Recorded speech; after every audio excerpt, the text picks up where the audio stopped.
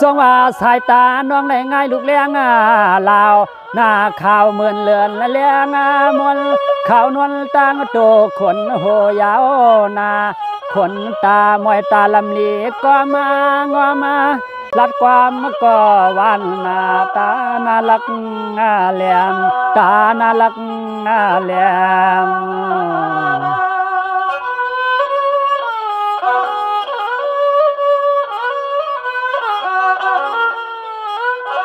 เสียมาเมื่อนางยุ่มนางเงียนเสียนเปเล่าว่าเรายุ่มสู้ปีเฮาตอกเสือปีเมาย่องสมน้องเปลี่ยนกร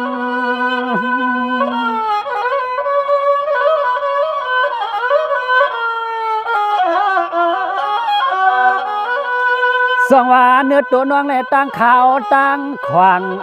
ย่องย่อมอำใสไว้ให้